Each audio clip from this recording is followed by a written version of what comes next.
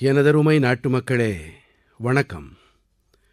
இன்றைய நாளுக்காகத்தான் நாம் பிப்ரவரி மாதம் முதல் காத்துக் கிடந்தோம். நான் மனதின் குரல் மூலமாக மீண்டும் ஒருமுறை உங்களிடையே, என் குடும்பத்தாரிடையே வந்திருக்கிறேன். ஒரு மிகவும் இனிமையான பயன்பாடு உண்டு. இதிவிதா புனர்மிலனாய என்பார்கள். இதன் பொருளும் கூட மிகவும் இனிமையானது. நான் விடை பெறுகிறேன், மீண்டும் சந்திப்போம் என்பதாகும் அது. இந்த உணர்வோடுதான் நான் தேர்தல் முடிவுகளுக்குப் பிறகு மீண்டும் சந்திக்கிறேன் என்று பிப்ரவரி மாதம் உங்களிடம் கூறியிருந்தேன். இன்று மனதின் குரலோடு உங்களிடையே மீண்டும் வந்திருக்கிறேன். நீங்கள் அனைவரும் நலமாயிருப்பீர்கள், உங்கள் வீடுகளில் அனைவரும் ஆரோக்கியமாக இருப்பார்கள் என்று நம்புகிறேன். இப்போது பருவமழை காலமும் வந்துவிட்டது. பருவமழை காலம் வரும்போது மனமும் குதூகலத்தில் துள்ளுகிறது. இன்று மீண்டும் ஒருமுறை நாம் மனதின் குரலில் தங்களுடைய செயல்பாடுகளால் தேசத்தில் மாற்றம் ஏற்படுத்திய நாட்டு மக்களைப் பற்றி விவாதிக்க இருக்கிறோம். மேலும் நாம் நமது வளமான கலாச்சாரம், கௌரவமான வரலாறு, வளர்ச்சியை நோக்கிய பாரதத்தின் முயற்சிகளைப் பற்றி விவாதிக்க இருக்கிறோம். நண்பர்களே, பிப்ரவரி தொடங்கி இப்போது வரை எப்போதெல்லாம் மாதத்தின் கடைசி ஞாயிறு வருகிறதோ அப்போதெல்லாம் உங்களுடன் உரையாட முடியவில்லையே என்ற உணர்வு என்னை அழுத்தியது. ஆனால் கடந்த மாதங்களில் நீங்களெல்லாம் எனக்கு லட்சக்கணக்கான செய்திகளை அனுப்பியிருக்கிறீர்கள் என்பதை காணும்போது என் மனதிற்கு மிகவும் உவப்பாக இருக்கிறது. மனதின் குரல் என்ற வானொலி நிகழ்ச்சி சில மாதங்களுக்கு என்னமோ தடைப்பட்டிருக்கலாம். ஆனால் மனதின் குரலில் ஏற்படுத்திய உணர்வினால் தேசத்தில், சமூகத்தில் ஒவ்வொரு நாளும் நல்ல பணிகள், சுயநலமற்ற உணர்வோடு புரியப்படும் பணிகள், சமூகத்தில் நல்ல ஆக்கப்பூர்வமான தாக்கத்தை ஏற்படுத்தக்கூடிய பணிகள் தொடர்ந்து நடைபெற்று வந்தன. தேர்தல் காலத்துச் செய்திகளுக்கு இடையே கண்டிப்பாக மனதைத் தொடக்கூடிய செயல்கள், செய்திகள் மீது உங்கள் கவனம் செலுத்தப்பட்டிருக்கும். நண்பர்களே, நமது அரசியலமைப்புச் சட்டம் மற்றும் தேசத்தின் ஜனநாயக அமைப்புகள் மீது தங்களுடைய அசைக்க முடியாத நம்பிக்கையை மீண்டும் நிரூபித்திருக்கும் நமது நாட்டு மக்களுக்கு நான் என் நன்றிகளை தெரிவித்துக் கொள்ளுகிறேன். 2024ஆம் ஆண்டின் தேர்தல் உலகின் மிகப்பெரிய தேர்தலாகும். உலகின் எந்த ஒரு தேசத்திலும் இத்தனை பெரிய தேர்தல் இதுவரை எப்போதும் நடந்ததில்லை. இதிலே 65 கோடி மக்கள் வாக்களித்தார்கள். நான் தேர்தல் ஆணையத்திற்கும் வாக்களிப்பு முறையோடு தொடர்புடைய அனைத்து பேருக்கும் இந்த காரணத்திற்காக பாராட்டுக்களை தெரிவிக்கிறேன். எனதருமை நாட்டுமக்களே, இன்று ஜூன் மாதம் 30ஆம் தேதி மிகவும் மகத்துவம் வாய்ந்ததாகும். இந்த நாளைத்தான் நமது பழங்குடியின சகோதர சகோதரிகள் ஹூல் தினம் என்ற வகையிலே கொண்டாடுகிறார்கள். இந்த நாள் வீரர்களான சித்தோ கான்ஹூவின் அசாத்தியமான சாகசத்தோடு தொடர்புடையது. இவர்கள் அந்நிய ஆட்சியாளர்களின் கொடுமைகளை வலிமையாக எதிர்த்தார்கள்.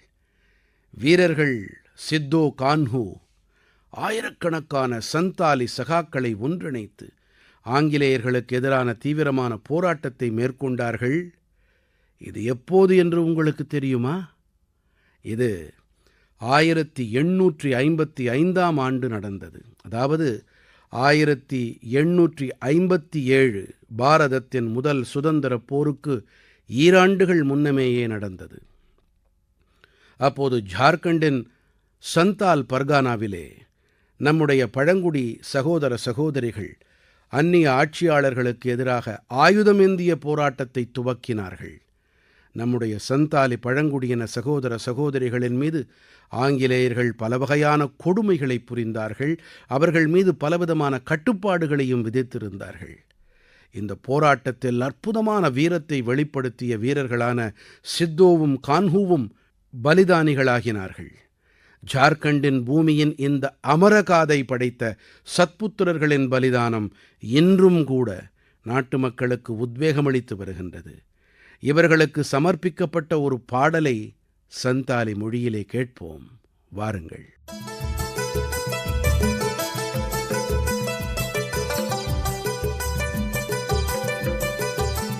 सिदा कनु बोल बुया मनावे 29 जन जहां दिसमरिया मरंग हुंदो संतल हुलका संतल हुंदो आंदोड़लिना इंग्रज कानून भंगोड़लिना जुमे बंजो एसपीटी एकेला गोयिना जंगारे पैगान साड़ी कने झाम जा फुलको होले बुया होले होले. எனக்கு பிரியமான நண்பர்களே, உலகின் மிகவும் விலை மதிப்பில்லாத உறவு எது என்று நான் உங்களிடம் வினவினால் நீங்கள் கண்டிப்பாக அம்மா என்றே கூறுவீர்கள். நம் அனைவரின் வாழ்க்கையிலும் அம்மாவுக்கான இடம் மிகவும் உயர்வானதாகவே இருக்கும். அம்மா அனைத்து துக்கங்களையும் சகித்துக்கொண்டு தனது மக்களை நன்கு வளர்க்கிறாள். ஒவ்வொரு அன்னையும் தனது குழந்தைகளின் மீது அன்பைச் சொரிகிறாள். நம் ஒவ்வொருவரையும் பெற்ற அன்னையின் அன்பு நம் அனைவரின் மீதும் நாம் என்றுமே திருப்பிச் செலுத்த முடியாத ஒரு கடனைப் போன்றது. நாம் நமது அன்னையருக்கு ஏதாவது திருப்பிச் செலுத்த முடியுமா என்று நான் எண்ணி பார்க்கிறேன். ஆனால் ஏதாவது செய்ய முடியுமா சொல்லுங்கள். இந்த எண்ணத்தால் உந்தப்பட்டுதான் நான் இந்த ஆண்டு உலக சுற்றுலா தினத்தன்று ஒரு சிறப்பான இயக்கத்தை ஆரம்பித்தேன். இந்த இயக்கத்தின் பெயர் ஒரு மரம் அன்னையின் பெயரில். நானும் கூட என் அன்னையின் பெயரிலே ஒரு மரத்தை நட்டிருக்கிறேன். நமது அன்னையரோடு இணைந்து அல்லது அவர்களின் பெயரில் ஒரு மரத்தை கண்டிப்பாக நடுங்கள் என்று நாட்டு மக்கள் அனைவரிடத்திலும், உலகின் அனைத்து நாடுகளைச் சேர்ந்தவர்களிடத்திலும் நான் வேண்டுகோள் விடுத்தேன். அன்னையின் நினைவாக, அவருக்கு மரியாதை அளிக்கும் விதமாக இந்த மரம் நடும் இயக்கம் விரைவாக வளர்ந்து வருகிறது என்பதை காணும்போது எனக்கு மிகவும் சந்தோஷமாக இருக்கிறது. மக்கள் தங்கள் அன்னையோடு இணைந்தோ அவர்களின் புகைப்படத்தின் முன்பாகவோ மரம் நடும் படங்களை சமூக வலைத்தளங்களில் தரவேற்றி வருகின்றார்கள். அனைவரும் தங்கள் அன்னைக்காக மரங்களை நட்டு கொண்டிருக்கிறார்கள். அவர்கள் ஏழைகளாகட்டும், செல்வந்தர்களாகட்டும், வேலைக்குச் செல்லும் பெண்களாகட்டும், இல்லத்தரசிகளாகட்டும், இந்த இயக்கமானது தங்கள் அன்னையரின் பால் தங்களுடைய அன்பை வெளிப்படுத்தும் சமமான சந்தர்ப்பத்தை அனைவருக்கும் அளிக்கிறது. அவர்கள் தங்களின் படங்களை #Plant4Mother மற்றும் #Ek Ped Maa Ke Naam என்பதில் தரவேற்றுவதோடு மற்றவர்களுக்கும் ஊக்கமளித்து வருகின்றார்கள். நண்பர்களே, இந்த இயக்கத்தினால் மேலும் ஒரு ஆதாயம் உண்டு. பூமித் தாயும் நமது தாய்க்கு நிகராக நம்மை கவனித்துக் கொள்ளுகிறாள். பூமித் தாய்தான் நம் அனைவரின் வாழ்க்கைக்கும் ஆதாரம். ஆகையால் நாம் பூமித் தாயை கவனித்துக் கொள்ள வேண்டியது நம் அனைவரின் கடமையுமாகிறது.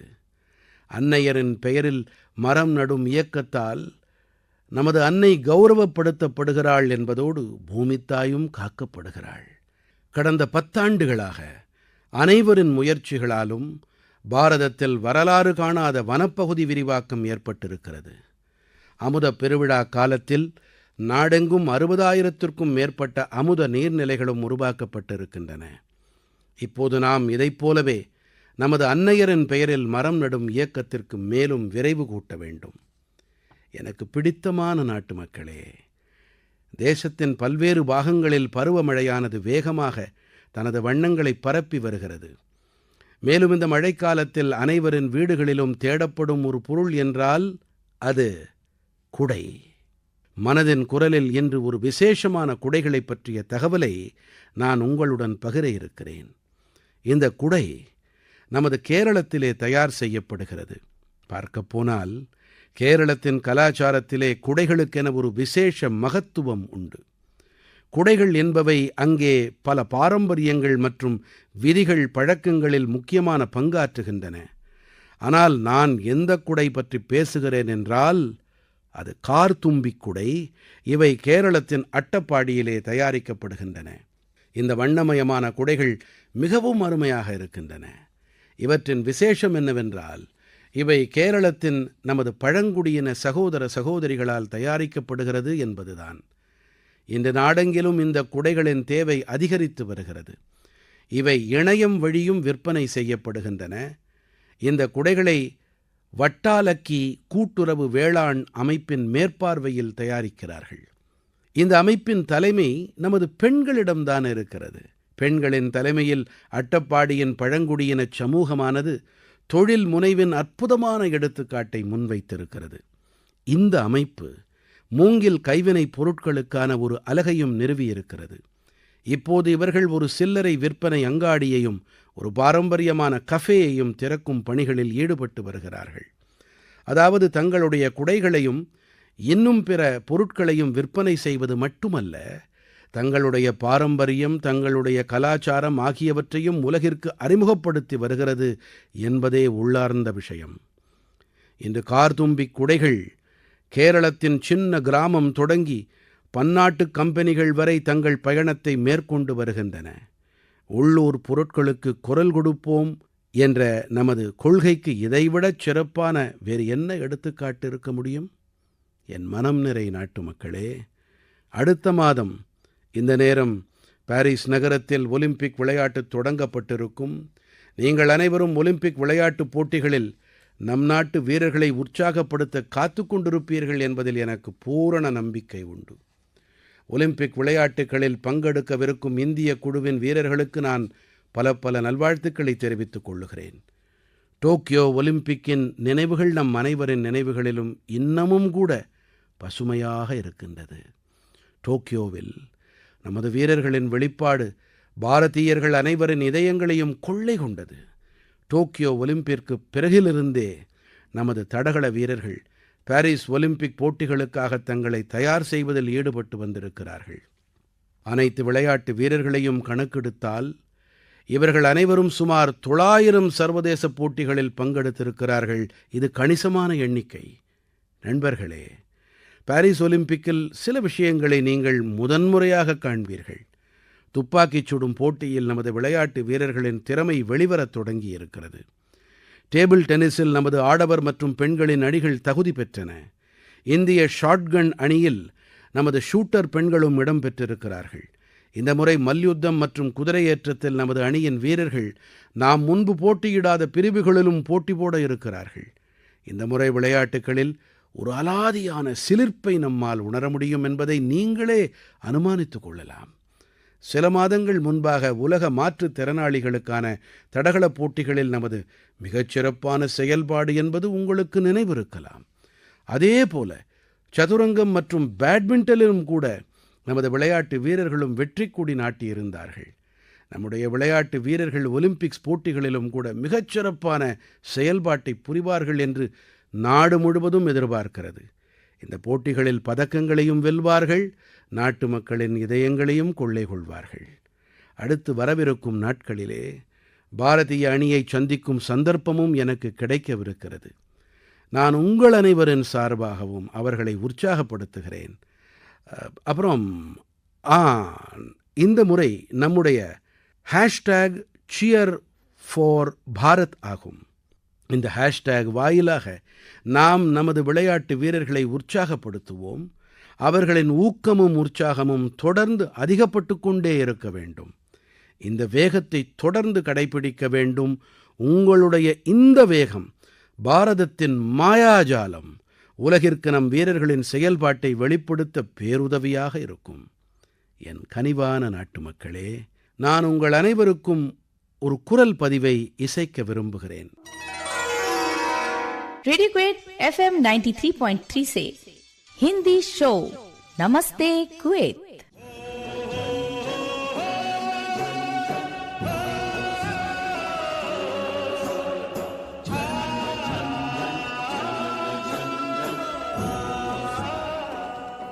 एक ऐसा कार्यक्रम जिसमें हम बात करेंगे कुवैत भारत संबंध के बारे में, कुवैत भारत संस्कृति के बारे में और उस रिश्ते के बारे में जो दोनों देशों को अलग अलग क्षेत्रों में जोड़ता है. இந்த வானொலி நிகழ்ச்சியை கேட்டு நீங்கள் அனைவரும் ஆச்சரியப்பட்டு போனீர்கள் இல்லையா? சரி, இதன் பின்னணியில் இருக்கும் விஷயம் முழுவதையும் நான் உங்களிடம் கூறுகிறேன், வாருங்கள். உள்ளபடியே இது குவைத் வானொலியின் ஒரு ஒலிபரப்பு பகுதி. நாமோ குவைத் பற்றி பேசுகிறோம், ஆனால் ஹிந்தி எங்கிருந்து வந்தது என்றுதானே நீங்கள் சிந்திக்கிறீர்கள். ஆனால் குவைத் அரசாங்கம் தனது தேசிய வானொலியில் ஒரு விசேஷமான நிகழ்ச்சியை ஆரம்பித்திருக்கிறது, அதுவும் ஹிந்தி மொழியில். குவைத் வானொலியில் ஞாயிறுதோறும் இது அரை மணிக்கு ஒலிபரப்பாகும். இதிலே பாரத கலாச்சாரத்தின் பல்வேறு வண்ணங்கள் இடம்பெறும்.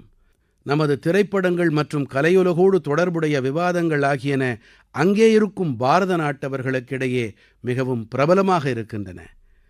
குவைத் நாட்டவர்களும் கூட இதிலே அதிக நாட்டம் காட்டுகிறார்களாம்.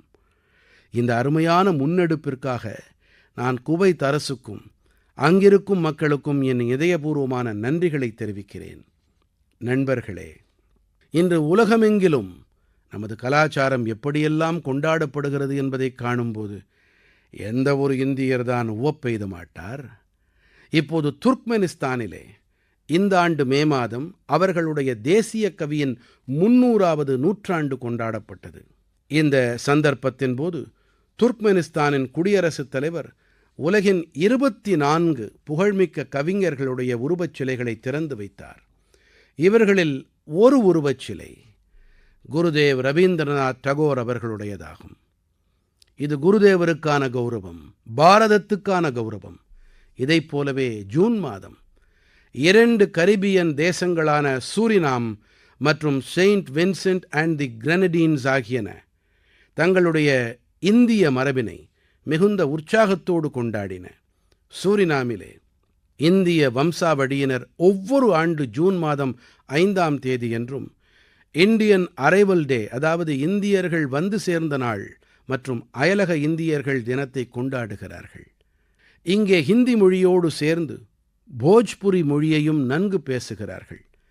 செயின்ட் வின்சென்ட் அண்ட் தி கிரெனடீன்ஸில் வசிக்கும் நமது பாரதீய வம்சாவழியைச் சேர்ந்த சகோதர சகோதரிகளின் எண்ணிக்கை கிட்டத்தட்ட 6000. அவர்கள் அனைவருக்கும் தங்களுடைய மரபு பற்றி மிகுந்த பெருமிதம் இருக்கிறது. ஜூன் மாதம் 1ஆம் தேதியன்று இந்தியர்கள் வந்து சேர்ந்த தினத்தை அவர்கள் கொண்டாடிய விதத்தை பார்த்தாலே போதும், அவர்களுடைய இந்தியத்தன்மை மீதான பெருமித உணர்வை நம்மால் உணர முடியும். உலகெங்கும் பாரத நாட்டு மரபு மற்றும் கலாச்சாரத்தின் இத்தகைய பரவலை பார்க்கும்போது அனைத்து இந்தியருக்குமே பெருமை மேலோங்குகிறது. நண்பர்களே, இந்த மாதம் உலகெங்கிலும் 10வது யோகக்கலை தினம் மிகுந்த உற்சாகத்தோடும் ஊக்கத்தோடும் கொண்டாடப்பட்டது. நானுமே கூட ஜம்மு காஷ்மீரத்தின் ஸ்ரீநகரிலே ஏற்பாடு செய்யப்பட்டிருந்த நிகழ்ச்சியில் பங்கெடுத்துக் கொண்டேன். காஷ்மீரத்தின் இளைஞர்களோடு கூடவே இளம் சிறார்களும் சிறுமிகளும் கூட யோகக்கலை தினத்தில் பங்கெடுத்துக் கொண்டு யோகக்கலை பயின்றார்கள். உலகெங்கிலும் யோகக்கலை தினம் பல அருமையான சாதனைகளை படைத்திருக்கிறது. சவுதி அரேபியாவில் முதன்முறையாக ஒரு பெண்மணியான அல் ஹனௌஃப் சாத் அவர்கள் பொதுவான யோகக்கலை நெறிமுறையை முன்னின்று நடத்தினார். ஒரு பிரதானமான யோகக்கலை பயிற்சியை சவுதி நாட்டைச் சார்ந்த ஒரு பெண் வழிநடத்துவது என்பது இதுவே முதன்முறையாகும். எகிப்திலும் இந்த முறை யோகக்கலை தினத்தன்று ஒரு புகைப்படப் போட்டிக்கு ஏற்பாடு செய்யப்பட்டிருந்தது. நீல நதிக்கரையோரம், செங்கடலின் கடற்கரை பகுதிகளில் பிரமிடுகளுக்கு முன்பாக யோகக்கலை பயிலும் லட்சக்கணக்கானோரின் படங்கள் மிகவும் பிரபலமாகின, பலராலும் விரும்பப்பட்டன. பளிங்காலான புத்தர் சிலைக்கு பெயர் போன மியான்மாரின் மாரா விஜயா பகோடா வளாகம் உலகில் மிகவும் பிரசித்தி பெற்றது. இங்கே ஜூன் மாதம் 21ஆம் தேதியன்று அற்புதமான யோகக்கலை பயிற்சிக்கு ஏற்பாடு செய்யப்பட்டிருந்தது. பஹ்ரைனில் மாற்றுத்திறனாளி குழந்தைகளுக்காக ஒரு சிறப்பு முகாமிற்கு ஏற்பாடு செய்யப்பட்டிருந்தது. இலங்கையில் யுனெஸ்கோ மரபுச் சின்னமான புகழ்மிக்க கால் கோட்டையிலும் கூட ஒரு நினைவுகொள்ளத்தக்க யோகக்கலை பயிற்சி மேற்கொள்ளப்பட்டது. அமெரிக்காவின் நியூயார்க்கில் ஆப்சர்வேஷன் டெக்கிலும் கூட மக்கள் யோகக்கலையை பயின்றார்கள். மார்ஷல் தீவுகளும் கூட முதன்முறையாக நடந்த பெரிய அளவில் யோகக்கலை தினத்தின் நிகழ்ச்சிகளில் அவர்களின் குடியரசுத் தலைவரும் பங்கு கொண்டார். பூட்டான் நாட்டின் திம்புவிலும் கூட ஒரு பெரிய யோகக்கலை நிகழ்ச்சி அரங்கேறியது. இதிலே என்னுடைய நண்பரான பிரதமர் டோப்கேயும் கூட பங்கெடுத்துக் கொண்டார். அதாவது உலகின் பல்வேறு இடங்களிலும் யோகக்கலை பயிலும் ஒரு பரந்துபட்ட பார்வையை நாம் அனைவரும் கண்டோம். யோகக்கலை தினத்தில் பங்கெடுத்துக் கொண்ட அனைத்து நண்பர்களுக்கும் நான் என் இதயபூர்வமான நன்றிகளை தெரிவித்துக் கொள்ளுகிறேன். உங்களிடத்திலே பழையதொரு விண்ணப்பமும் உண்டு. நாம் யோகக்கலையை வெறும் ஒரு நாள் பயிற்சியாக மட்டும் அணுகக்கூடாது. நீங்கள் சீரான வகையிலே யோகக்கலையை பயில வேண்டும். இதனால் உங்கள் அனைவருடைய வாழ்க்கையிலும் ஆக்கப்பூர்வமான மாற்றங்களை உங்களால் உணர முடியும்.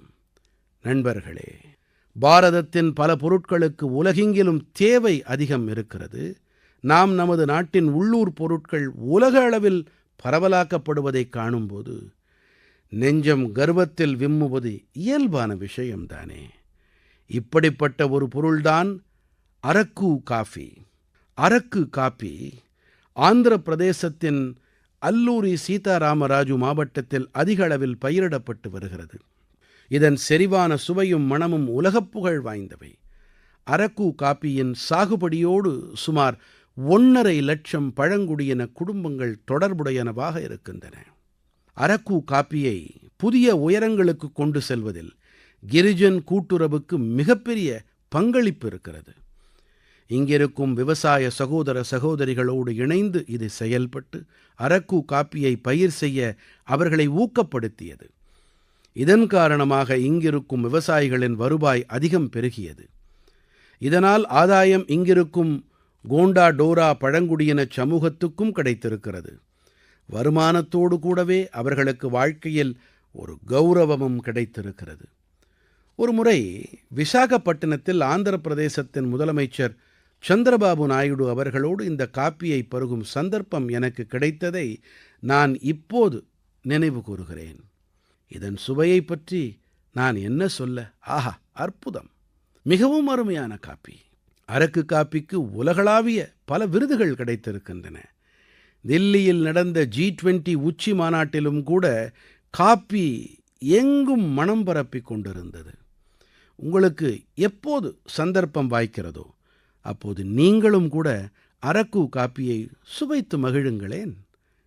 நண்பர்களே, உள்ளூர் பொருட்களை உலகளாவிய அளவுக்கு கொண்டு சேர்ப்பதில் நம்முடைய ஜம்மு காஷ்மீரைச் சேர்ந்தவர்கள் ஒன்றும் பின்தங்கி போனவர்கள் அல்ல. கடந்த மாதங்களில் ஜம்மு காஷ்மீர் சாதித்து காட்டியிருப்பவை நாடெங்கும் இருக்கும் மக்களுக்கும் கூட ஒரு எடுத்துக்காட்டு. இங்கே புல்வாமாவிலிருந்து அவரைக்காயின் முதல் தொகுதி லண்டனுக்கு அனுப்பி வைக்கப்பட்டது. காஷ்மீரில் விளையும் அரிய வகை காய்கறிகளை ஏன் நாம் உலகிற்கு அறிமுகம் செய்யக்கூடாது என்ற எண்ணம் சிலர் மனங்களில் உதித்தது. அப்புறம் என்ன, சக்கூரா கிராமத்தைச் சேர்ந்த அப்துல் ராஷீத் மீர் அவர்கள் இதற்காக முதலில் முன்வந்தார். இவர் கிராமத்தின் பிற விவசாயிகளின் நிலங்களை ஒருங்கிணைத்து அவரை பயிரை விளைவிக்கும் பணியை தொடக்கினார். சில காலத்திற்குள்ளாகவே அவரைக்காய் காஷ்மீரிலிருந்து லண்டனை சென்றடைந்தது. இந்த வெற்றி ஜம்மு காஷ்மீரின் மக்களுக்கு வளங்களை அளிக்கும் புதிய கதவுகளை திறந்து விட்டிருக்கிறது. நம்முடைய நாட்டிலே இப்படிப்பட்ட தனித்துவமான பொருட்களுக்கு குறைவேதும் இல்லை. நீங்கள் இப்படிப்பட்ட பொருட்களை #myproductsmypride என்பதிலே கண்டிப்பாக பகிருங்கள். நான் இந்த விஷயம் தொடர்பாக வரவிருக்கும் மனதின் குரல் நிகழ்ச்சிகளிலும் விவாதிக்க இருக்கிறேன். मम प्रियाः देशवासिनः अद्य अहं किञ्चित् चर्चा संस्कृत भाषायाम् आरभे. மனதின் குரலில் திடீரென சம்ஸ்கிருதத்தில் நான் ஏன் பேசுகிறேன் என்று நீங்கள் நினைக்கலாம். காரணம் என்னவென்றால், இன்று சம்ஸ்கிருதத்தோடு தொடர்புடைய ஒரு சிறப்பான சந்தர்ப்பம். இன்று ஜூன் மாதம் 30ஆம் தேதியன்றுதான் ஆகாசவாணியின் முதல் சம்ஸ்கிருத செய்தியறிக்கை 50 ஆண்டுகளுக்கு முன்பாக ஒலிபரப்பானது. 50 ஆண்டுகளாக தொடர்ந்து இந்த செய்தியறிக்கையானது பலரை சம்ஸ்கிருதத்தோடு இணைத்து வைத்திருக்கிறது. நான் ஆல் இண்டியா ரேடியோ குடும்பத்தாருக்கு பாராட்டுக்களை தெரிவிக்கிறேன். நண்பர்களே, பண்டைய ஞானம் மற்றும் விஞ்ஞானத்தில் சம்ஸ்கிருதத்தின் மிகப்பெரிய பங்களிப்பு இருக்கிறது. இன்றைய காலத்தின் தேவை என்னவென்றால், நாம் சம்ஸ்கிருதத்துக்கு மதிப்பளிப்பதோடு நமது அன்றாட வாழ்க்கையிலும் இதை இணைத்துக் கொள்ள வேண்டும். தற்போது இப்படிப்பட்ட ஒரு முயற்சி பெங்களூருவில் பலர் செய்து வருகிறார்கள். பெங்களூருவின் ஒரு பூங்காவான கபன் பூங்காவில் இங்கிருப்போர் ஒரு புதிய பாரம்பரியத்தை தொடங்கி இருக்கிறார்கள். இங்கே வாரத்தில் ஒருமுறை ஒவ்வொரு ஞாயிற்றுக்கிழமையன்றும் குழந்தைகள், இளைஞர்கள், பெரியோர் என அனைவரும் பரஸ்பரம் சம்ஸ்கிருதத்தில் உரையாடுகிறார்கள். இது மட்டுமல்ல, இங்கே வாத விவாதங்களின் பல அமர்வுகளும் சம்ஸ்கிருதத்திலேயே ஏற்பாடு செய்யப்படுகின்றன. இவர்களுடைய இந்த முயற்சியின் பெயர் சம்ஸ்கிருத வார இறுதி.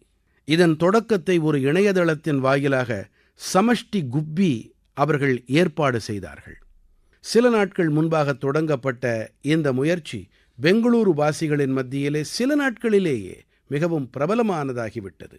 நாம் அனைவரும் இதைப் போன்ற முயற்சிகளில் இணைந்தோம் என்றால் உலகின் இத்தனை தொன்மையான அறிவியல் செறிவுடைய மொழியின் வாயிலாக பலவற்றைக் கற்றுக்கொள்ள முடியும். எனதருமை நாட்டுமக்களே, மனதின் குரலின் இந்த பதிப்பில் உங்களோடு இணைந்து பயணிப்பது மிகவும் நன்றாக இருக்கிறது. இப்போது முதல் இந்த தொடர் எப்போதும் போலவே தொடரும். அடுத்த ஒரு வாரத்திற்குப் பிறகு புனிதமான ரத யாத்திரை தொடங்க இருக்கிறது. மகாபிரபு ஜகன்னாதரின் கிருபையானது நாட்டு மக்கள் அனைவரின் மீதும் பொழிய வேண்டும் என்பதே என்னுடைய ஆசை. அமர்நாத் யாத்திரையும் தொடங்கிவிட்டது. அடுத்த சில நாட்களில் பண்டர்பூர் வாரியும் தொடங்கிவிடும். இந்த புனித யாத்திரைகளில் பங்கு பெறும் அனைத்து பக்தர்களுக்கும் நான் என் நல்வாழ்த்துக்களை அளிக்கிறேன். அடுத்து கச்சி நவவர்ஷ் என்ற ஆஷாடி பீஜ் பண்டிகையும் வரவிருக்கிறது. இந்த அனைத்து சுபதினங்களுக்குமான என்னுடைய பல நல்வாழ்த்துக்கள். ஆக்கப்பூர்வ உணர்வு நிரம்பிய மக்களின் பங்கெடுப்புடன் கூடிய இத்தகைய முயற்சிகளை நீங்கள் என்னோடு பகிர்ந்து கொள்வீர்கள் என்பதே என் நம்பிக்கை. அடுத்த மாதம் உங்களோடு மீண்டும் இணைய ஆவலோடு காத்திருப்பேன். அதுவரை நீங்கள் உங்களையும் உங்கள் குடும்பத்தாரையும் கவனமாக பார்த்துக் கொள்ளுங்கள். பல நன்றிகள். வணக்கம்.